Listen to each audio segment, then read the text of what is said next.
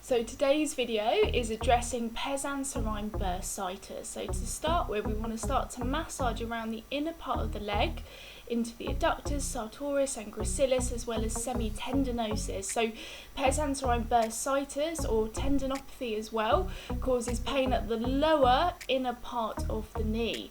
So just below the kneecap on the inner part. So you want to start by getting fresh blood to the area. What we then want to do is taking a trigger point, so I'm using a tennis ball here.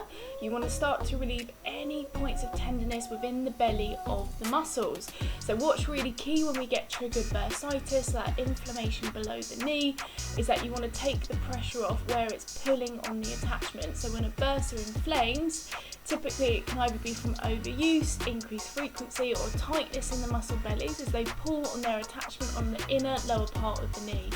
Once you've released on the inner part through the adductors, sartorius and gracilis, we then want to have a look at the semitendinosus, so one of the hamstring muscles. So this is on the inner posterior part behind the knee.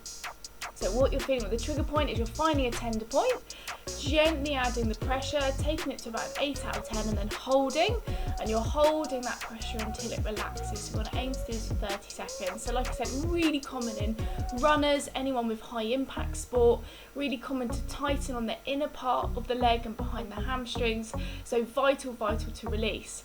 Next, we want to look at relaxing and foam rolling through the hamstring belly. So only move on to this if you feel like you can do it and it's not too sore. So it's that progressive exercise like we do with everything. So you want to gently roll into the belly of the hamstring, because again, if we can release through the hamstrings, you're putting less pressure on the tendon attachment. So if we release the muscle belly, it pulls less into the tendons where they attach, and less pressure on those attachments, which can trigger pinpoint tenderness and soreness, and in the case here, the PES anserine bursitis. So that's why we start to move on the inner part of the leg.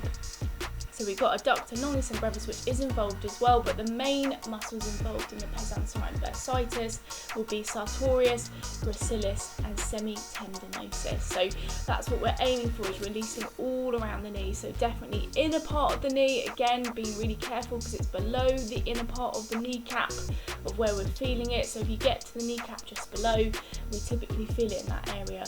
What we want to then look at is movement around the joints, because the thing is, if we're relaxing through the muscle belly but the hips being held in a tight position or in a slightly internal rotated position, it puts more pressure through. So we want to start to gently circumduct the hip for 30 seconds. So lovely, slow and controlled. So again, we've relaxed the muscles, we've taken or tried to take the pressure off the tendons, so we want to move into the joints as well. So 30-second movement through that hip joint, and then moving into the knee. So I'm doing it from a supine position where I'm laying on my back, but you can easily do this standing or seated, so whatever feels comfortable for you. And we want to gently pump through the knee. So we want to make sure the foot is in line with the kneecap, that we're not turning it in or out, so internal external rotation. And we want to regain that alignment, because when we've got tightness on the inner part of the leg, it typically internally rotates, so pulls the foot inwards, gets the knee to turn inwards, which puts more pressure through the muscle belly. So once you've moved that for 30 seconds, gently stretching through the muscles, so absolutely key. So you've trigger pointed release, you've foam rolled, and then we want to gently go into a stretch into that muscle belly. So what we're doing is we're leaning away from the side, we're stretching, and again, really common with that pull. You'll probably feel this pull down where that tenderness is below the kneecap on the inner part. So we want to relax through. So once you've stretched the adductors for 30 seconds, then moving obviously onto the hamstring. So I've changed sides just for purely demonstration. So obviously all of this will be on the same side, but just so that you can see that relax. So absolutely key. What you might want to do prior to this video, if it's really sore, is of course you can add ice for a couple of minutes over the knee, and then gently work your way through this routine to get everything moving and everything relaxing.